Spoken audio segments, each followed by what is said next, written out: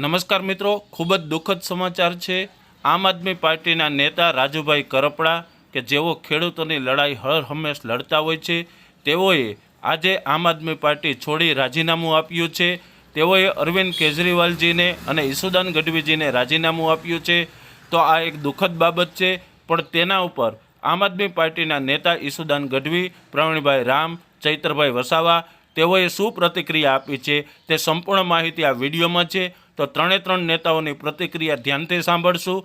શું કહ્યું છે તે નેતાઓએ અને રાજુભાઈએ શા માટે રાજીનામું આપ્યું છે તે ખરેખર દુઃખદ બાબત છે। આ નેતાઓએ શું કહ્યું છે તે સાંભળીએ આ વિડીયોમાં। તો આ વિડીયો દરેક ખેડૂત મિત્રો સુધી શેર કરજો અને આ ખરેખર યોગ્ય કર્યું છે કે નહીં તેનું શું કારણ હોઈ શકે તે આ વિડીયોના કોમેન્ટ બોક્સમાં ચોક્કસથી અમને જણાવવા નમ્ર વિનંતી। સાંભળીએ ત્રણેય નેતાઓએ શું કહ્યું છે। નમસ્કાર મિત્રો, જય જવાન જય કિસાન। તાજેતરમાં રાજુભાઈ કરપડાના રાજીનામાના સમાચાર સાંભળીને હું વ્યક્તિગત રીતે ખૂબ દુઃખી છું, કારણ કે હળદર મુકામે મેં અને રાજુભાઈ બંનેએ ગુજરાતના ખેડૂતો માટે એક મજબૂત લડાઈ લડી, ગુજરાતના ખેડૂતો માટે એક મજબૂત અવાજ ઉઠાવવાનો મેં બંનેએ પ્રયત્ન કર્યો અને ત્યારબાદ આ ગુજરાતના ખેડૂતોની લડાઈને તોડી નાખવા માટે, ગુજરાતના ખેડૂતોની આ ક્રાંતિને પૂરી કરી દેવા માટે ગુજરાતની આ ભાજપ સરકારે મને અને રાજુભાઈને અને બીજા અન્ય નિર્દોષ ખેડૂતોને ષડયંત્ર કરી અને 108 દિવસ સુધી અમને જેલમાં ગોંધી રાખ્યા, ખોટી રીતે અમને જેલમાં નાખ્યા।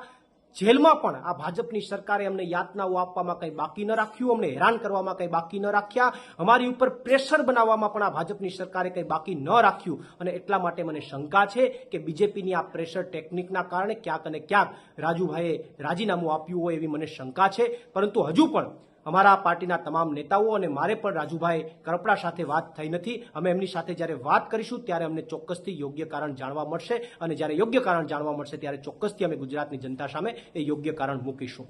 આભાર। પ્રવીણ રામ, પ્રદેશ ફ્રન્ટલ અધ્યક્ષ, આમ આદમી પાર્ટી।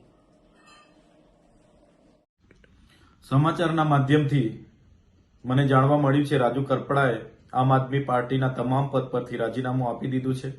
ત્યારે મેં એમને સંપર્ક કરવાનો પ્રયાસ કર્યો, પણ એમની સાથે સંપર્ક થયો નથી। હું જ્યાં સુધી રાજુભાઈને ઓળખું છું ત્યાં સુધી એ ખેડૂતોના મજબૂત નેતા છે।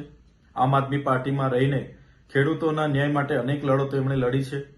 એમાંની એક લડત બોટાદ કડદા પ્રથા નાબૂદ કરવા માટે એમણે હળદરમાં આંદોલન કર્યું। એ દરમિયાન એમને 100 દિવસથી પણ વધારે જેલમાં પણ રહેવું પડ્યું। ત્યારે આ ભાજપ સરકારની નીતિ રહી છે કોઈ પણ વિપક્ષના નેતાને ડરાવવાનું, ધમકાવવાનું, દબાવીને કઈ રીતના એમના તરફે લઈ જવું, કઈ રીતના આંદોલનને દબાવી દેવું, આંદોલનને તોડી દેવું, એ જ નીતિનો ઉપયોગ એમણે આ વખતે રાજુભાઈ કરપડા પણ કર્યો છે। જેના વશ થઈને રાજુભાઈ કરપડાએ રાજીનામું ધર્યું હશે એવું મને લાગી રહ્યું છે। જે પ્રકારે આમ આદમી પાર્ટીએ પૂરા ગુજરાતમાં ખેડૂતોની સાથે રહીને જે લડત આખી ઊભી કરી છે, લડત આજે પણ આમ આદમી પાર્ટી લડે છે અને આવનારા દિવસોમાં પણ લડવા માટે આમ આદમી પાર્ટી કટિબદ્ધ છે। ગુજરાતની જનતા માટે હર હંમેશ આમ આદમી પાર્ટીના કાર્યકર તરીકે અમે સૌ ગુજરાતની જનતાના ન્યાય માટે હર હંમેશ લડતા રહીશું। આજે ખેડૂત નેતા રાજુભાઈ કરપડાનું મને વોટ્સઅપ પર રાજીનામું મળ્યું છે।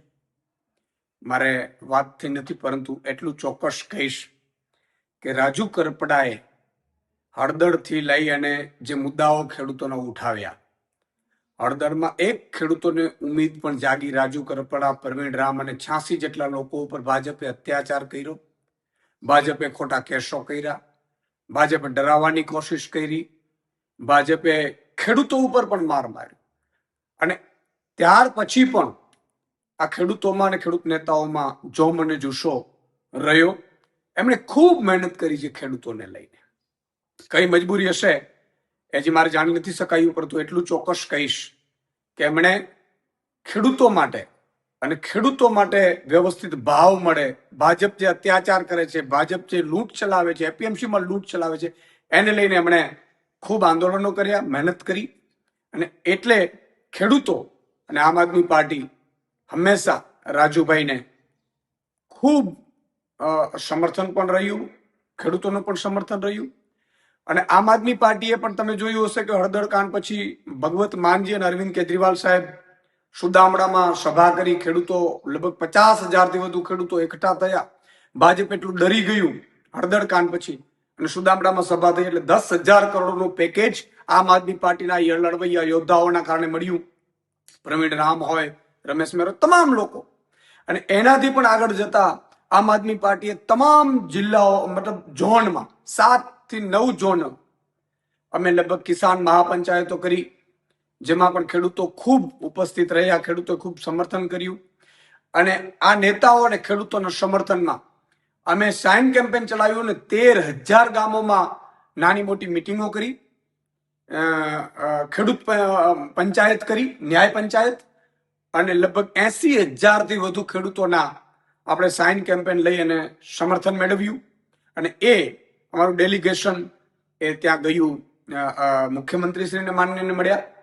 પણ એટલું ચોક્કસ કહેશું કે ખેડૂતોને આમ આદમી પાર્ટીને એના લીડરો ઉપર ખૂબ ઉમ્મીદ છે. અમે ખૂબ સંઘર્ષમાંથી ઊભા થયેલા છીએ. ભાજપ હંમેશા કોશિશ એવી કરતી હોય છે કે લીડરો તૂટી જાય, લીડરોને સામ દામ દંડ ભેદ કરીને હેરાન કરવાની કોશિશ કરવામાં આવે.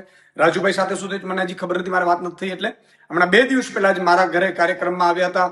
મેં લગભગ તમામ ખેડૂતો અને ખેડૂત નેતાઓનું અહીંયા 10-12 હજાર લોકોની વચ્ચે સન્માન પણ કર્યું હતું. યોદ્ધાઓનું, ખેડૂતો પણ ઉપસ્થિત રહ્યા હતા.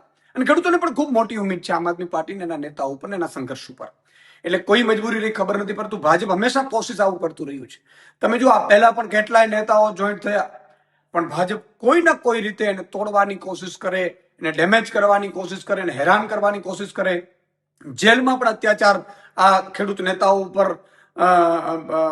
કરવાનું ભાજપ ચૂક્યું નહોતું.